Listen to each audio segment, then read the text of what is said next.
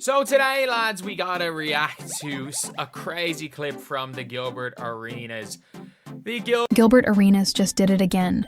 He dropped one of the wildest takes on Caitlin Clark that not only missed the mark, it wasn't even on the same court. This isn't analysis. It's improv with a microphone from Inventing Stories. Tor writing actual footage. Gil went full chaos mode. Let's unpack the nonsense. Because wow, this one's special. Gilbert Arenas opened his mouth again. And once more what came out wasn't just wrong. It was borderline fictional. I wish Caitlin Clark gets back or I can't feel my face. Oh. I can't feel it. Are they? She gonna do it. Nah. Man. I don't think she let that go. I'm gonna just be honest. Caitlin Clark did the smartest thing that she could have. People didn't know, like, one, she was hated. Injuries were like on the same level. One was antics, one was just hated. People don't realize the South Carolina, and when she turned and did one of those, she wasn't actually liked. What happened is when she got hit with her own ish, I'm pretty sure her and her group said, don't never do it again. Don't ever do it again. You're the victim now. Be the victim. Stay the victim.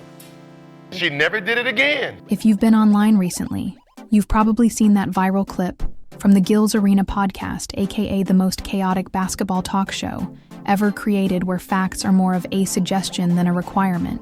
Now, to be clear, Gil's Arena is entertainment. It's not First Take. It's not ESPN. And it's certainly not where you go for verified historical breakdowns. This is Gilbert Arenas throwing out hot takes, stoking drama and pressing buttons on purpose. Because he knows how the internet works. He's not dumb. He knows exactly what he's doing.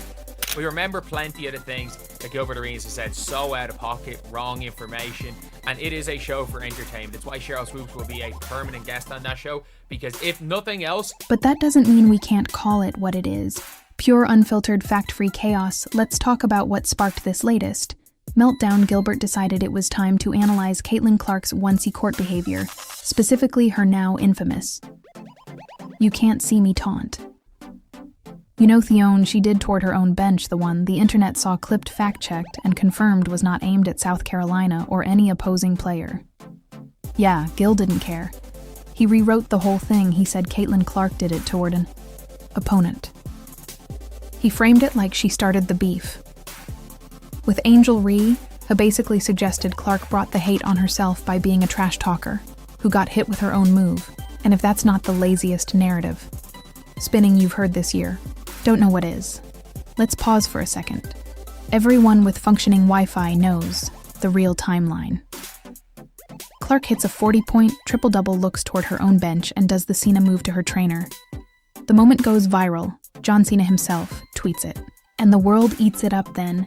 In the LSU game, Angel Ree makes sure Clark sees her do the same move, chases her around the court, points at her finger, and makes the beef one-sided. Then Ree goes on Instagram Live and says, "This is for you, Caitlin Clark." So yeah, let's stop pretending this was some mutual beef. Caitlin wasn't even looking. She didn't talk trash to Ree. She got targeted because she was winning and she was popular, that's it. And how did Clark respond? By going on TV the next day and defending Ree, saying she didn't deserve the hate, saying it was just competitive, saying runners-up don't need a White House invite. And this is the person Gilbert decided to accuse of creating the problem. Make it make sense. Now, look, Gilbert Arenas has said worse things. This is the same guy who once made an entire racist rant about South Sudan. Theman has the filter of a broken coffee machine, and a memory that's even worse. He's also the same guy who brought a gun into an NBA locker room, so expecting a nuance. Take was probably a reach, but theirs in this one hits so hard because it's not just inaccurate, it's lazy. It's him pairing the same fake narrative people already disproved months ago. He's not adding a new take, he's not even trying, he's just throwing gas on an old fire hoping for clicks. And to be fair, it's working. The clip went viral. People are arguing in the comments. Everyone's tagging Cheryl Swoops. Lexi Brown's name is getting dragged into it. It's peak podcast chaos, and it's by design. Because Gilbert knows exactly what will bait fans into engagement. Say something inflammatory about Caitlin Clark. Boom, instant views. Doesn't matter if it's true, doesn't matter if the clip is real. Doesn't even matter if it contradicts what Gilbert himself said last. Weakest long as people are mad. The metrics are good. That's where we are now. And it's wild, because Gilbert doesn't even try to be subtle in the same episode. He casually invents the idea that Clark got told by her camp to stop trash talking and become. The victim says she stopped, being the savage version of herself says she was never really like that again, after getting checked. What Clark is still one of the most savage players in the league. She still hypes up crowds, she still waves off defenders. She still flexes after hitting logo threes. She almost got suspended last season for 2. Many texts, what is Gil talking about? He's talking nonsense. That's what. And the funniest part, the other people on the podcast, especially Cheryl Swoops, know it too. You can tell they're sitting there like, bro, are you serious right now? But because it's a podcast and drama sells, they let it ride. And that's where the real problem is.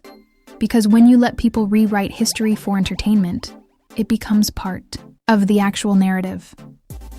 You get people on Twitter quoting Gilbert Arenas like he's Adrian Wojciechowski.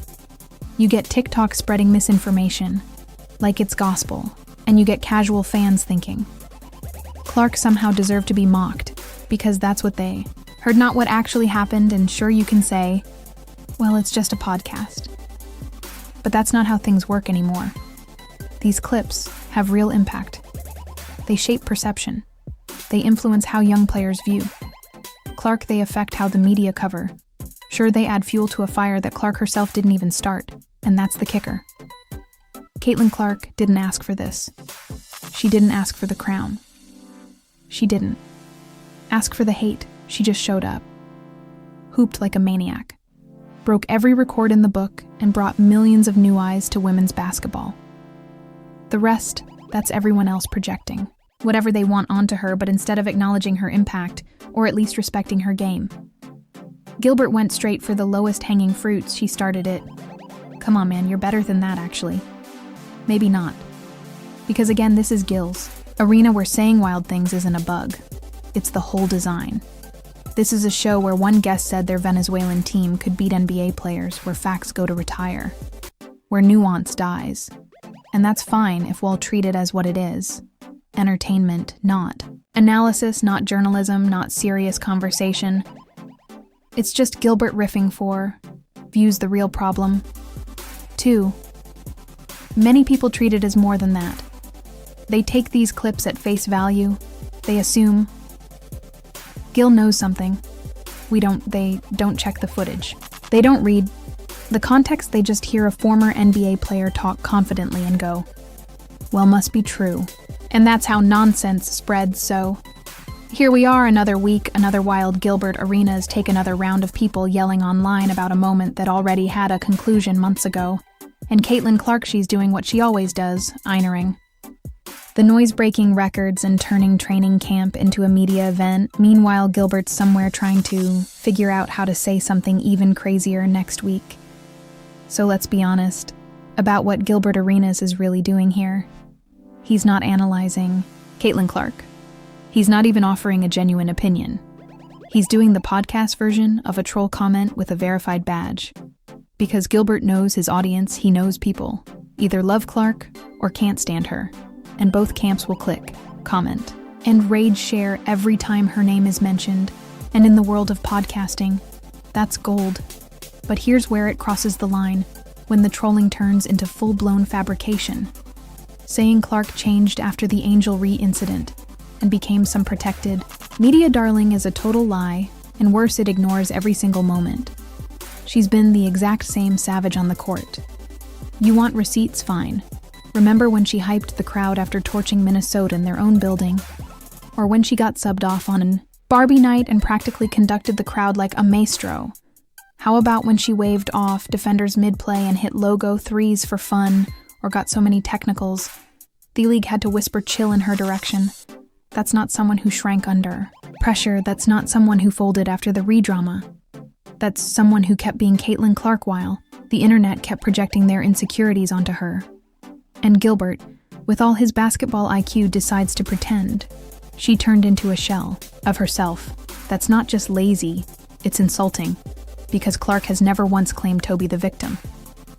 In fact, she spent the better part of a year telling people to calm down, stop attacking others in her name. and let the game be about the game. She's actively tried to de-escalate the circus, but people like Gilbert keep pouring gas on it because it gets more views than praising her actual skill. And the wildest part, he's not even consistent. This is the same Gilbert Arenas who praised Clark before, who once said she had Steph Curry-level range and changed the landscape, but now he's over here acting like she's a coddled freshman who got scared of a little trash talk. Make up your mind, bro. But this isn't really about basketball. Anymore, it's about building a brand off of Clark's name every week. Someone's got to say something wild. It's like rotating hater lottery. One week, it's a salty ex-player. The next week, it's a pundit fishing for clicks.